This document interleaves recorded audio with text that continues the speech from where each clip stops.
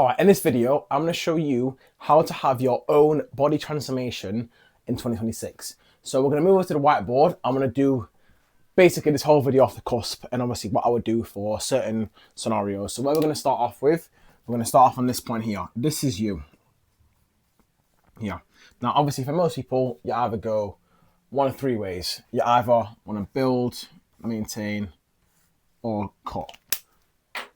So if you're looking to build, maintain,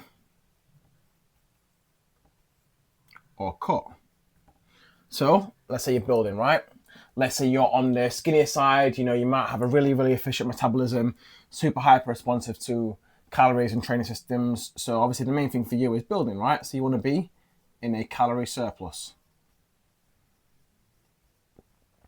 Let's say for example, your maintenance calories is 2,500.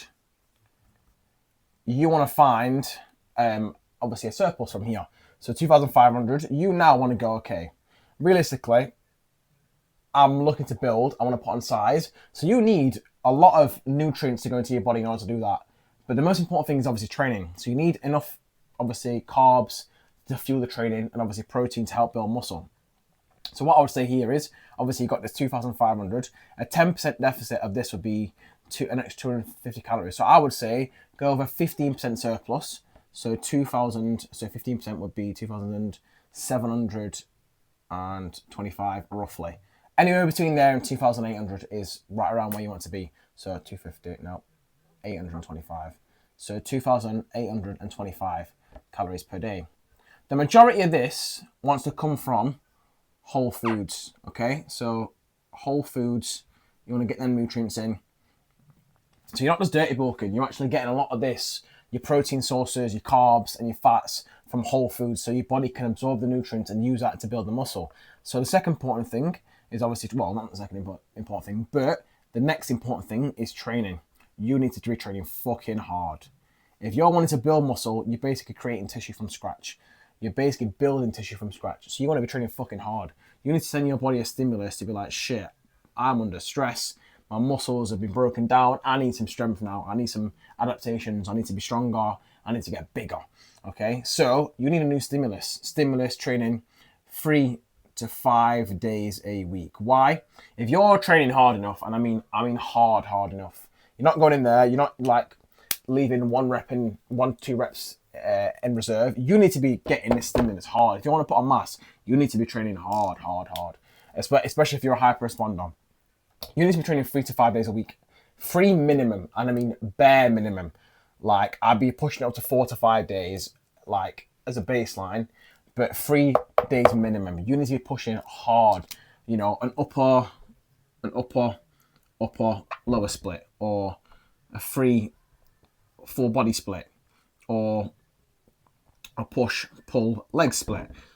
Choose a split that's going to be right for you. I would preferably use, if you wanted to build a physique, upper, lower, just because I think in terms of legs wise, we're taking a bit of that volume, administrating it to the upper body to build a bit more of a physique.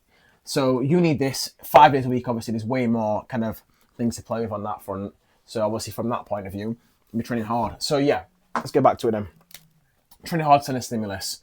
Super fucking important. Like, this is probably the most important thing if you want to build muscle, because your body, if it's got no reason to change, it's not going to change. It's going to stay the same. It's going to maintain homeostasis, do what it needs to do, and you're going to be coasting along. You need to be training fucking hard if you're building. And yeah, the next one is obviously prioritizing, obviously having a higher carb, because your body has carbs now. So carbs are high. Your body can now use carbs for energy. Your body's preferred source of energy is carbs. Your body can now use carbs as energy. So what can it do with protein? So protein is going to be used almost entirely to build muscle, what we want it to be. Obviously, there's other processes that go on in the body, but what we want to use protein for, it can now prioritize protein to build muscle.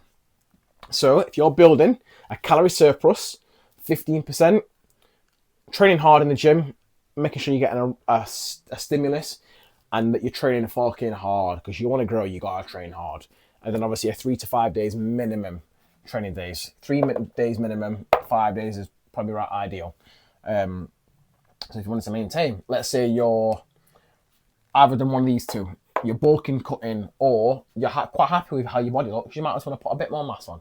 You're not that bothered about getting massive, but let's say you've got abs, you might want to put on, 4 to 5% more body fat, build up a little bit of size, and then kind of cut down. So basically body recomp. So let's say you're either on the other side of these two. So you either build or cut. You want to maintain there. Obviously, the main thing with this is just maintenance. When you're in maintenance, though, you actually are still able to build a pretty decent maintenance amount of muscle, because obviously you're not in a calorie deficit, so your body's not breaking things down. It's staying at maintenance. It's maintaining homeostasis. So you are going to be in a better position to build muscle. Obviously, it's probably not going to be as effective as a surplus, but you are going to still be able to build quite a decent amount of muscle on with a maintenance. So obviously here it's a bit more of a body recomposition. So let's say you're 80 kilos, you might float around 78 to 82 kilos, mini cuts,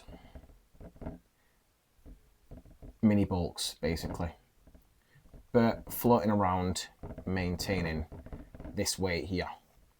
All right, cutting, big one for people. Factors that go into this, right? Calorie deficit, most important factor. Fucking getting your energy levels up, getting out, getting active. Now, obviously, this is all a lot easier said than done, but this is where structure, routine, etc. comes in. Calorie deficit, high protein. As we're breaking things down, we want to maintain muscle mass. So have protein, because protein is involved in not just building muscle, but so many other processes in the body. You need protein to maintain that and to maintain just general health, really. And the last one is obviously making sure you're giving yourself enough time. Time and effort. It's going to take a lot of time and a lot of fucking effort to do this, right? You're going to be feeling shit. You're going to be feeling tired, especially if you've got a good amount of weight to lose as well. You need to be in prolonged diet phases a bit more at a time. You're going to have a bit more leeway to work with because you've got fat to burn, but obviously there's going to be an element of tiredness, fatigue in there as well. So you're cutting, right? Let's say you want to get down from 100 kilos down to 85 kilos. You're probably looking between 15 to 20 weeks to do this. If you do it properly, 15 to 20 weeks. This is from a coaching point of view. If I was a coach and going, okay, my main goal is not to build muscle, is not to maintain. My main goal is fucking fat loss. I want to get lean. I don't care if I lose a bit of muscle. I want to get lean. It's more than achievable in 15 to 20 weeks with the right systems. Obviously, you could probably go with the higher end of it and go 20 weeks. It's a bit more sustainable, but 15 weeks is achievable. You know what I mean? It's about a kilo a week for 15 weeks. Obviously, 20 weeks is probably a bit more like 7 to 8.8 grams of a kilo, but it's more than achievable. And you're going to add in diet breaks and refeed days as well. Just obviously make sure we're getting physiology back on our side. But diet phases, 15 to 20 weeks, should be enough to get you back into the shape you want to be. If your goal is not, obviously, if you're not bothered about losing muscle, if you're bothered about maintaining muscle, you probably want to extend this a little bit more, because obviously you want to kind of maintain more muscle. But if you're absolutely not bothered about fucking losing muscle, and you're a beginner, which you are also going to build muscle if you're a beginner, then feel free. 15 to 20 weeks is more than achievable, 15 kilos, if you do everything right. Steps, tracking, training, etc. So yeah, okay, so let's have a look at this. Energy levels then. Fitness classes, boxing, cardio, walking, like all these things are going to make a massive difference in your energy levels and the energy that's going out, okay? So obviously this is super important to just keep that energy level going up. So we've got a bit more of a calorie deficit. The body's using more energy now, needs a bit more energy from fat, etc. Obviously high protein to retain muscle and used for energy. Yep. And obviously time and effort, like I said, 15 to 20 weeks. Some people can be 20 to 30 weeks. Some people more. Just depends on the person, depends on the body fat, depends on how we're coming at him. But yeah, okay, so let's have a look at this framework then. If you're going into 2025 and going, okay, I want to do this, that, or the other, I've got these goals, I want to achieve these by certain times. If you're on a more standard side, you want to build up, fucking, you've got to do this for at least 6 months. Like, you look at this and going, okay, I need 6 months of consistent bulking, And if your body is naturally lean, and you're not gonna get up to flipping 25-30% body fat if you've naturally been sitting around 8% body fat, are you? Because your body's just not going to be able to do that. So you're going to be bulking up. I'm going to, okay, from 6 months from now, well, obviously we're not end of October now, so we've got November, December, January, February, March, and April. By April, you can be pretty decent in terms of size, mass that's put on, ready for summertime, to go into summertime next year, to be absolutely fucking shredded. You do a little bit of a mini cut. Probably if you're 10% body fat, you might go up to 18-9% body fat. Do a little bit of a mini cut back down to 14-15% body fat. You're going to look so much different. You're going to have so much more mass. Even that 14-15% body fat is going to look so much more different than you at slim would be at 10% body fat. You'd be surprised. Obviously, maintenance now, building or cutting, staying around a certain weight, allowing 4 to 5 kilos, like fluctuations here and there for little mini cuts or mini bulks, just to put on a bit of size. Obviously, while we're still in the maintenance kind of phase. But for yourself, yeah, just maintaining pretty much. Obviously, maintaining that weight. For me, I'd probably wanting to get down to about 84 to 86 to maintain that. So obviously, when I compete in powerlifting as an 83, I can easily do it then. And obviously, if you're cutting, like I said, calorie deficit, making sure your energy's high, your output's high protein, time and effort. 100 kilos, 50 to 85 kilos can happen in 15-20 weeks if everything's right. Obviously, this is a major thing. Everything needs to be right in order for this to happen. But if it is, we can achieve that.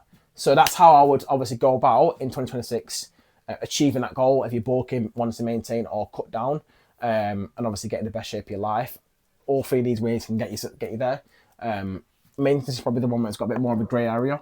But if you're at maintenance, you already have a built cut, or you've got a pretty decent body composition already. So you wouldn't need to too much. But yeah, that's the video there. Any questions, drop in the comments. Thank you very much for watching, and have a good rest of your day.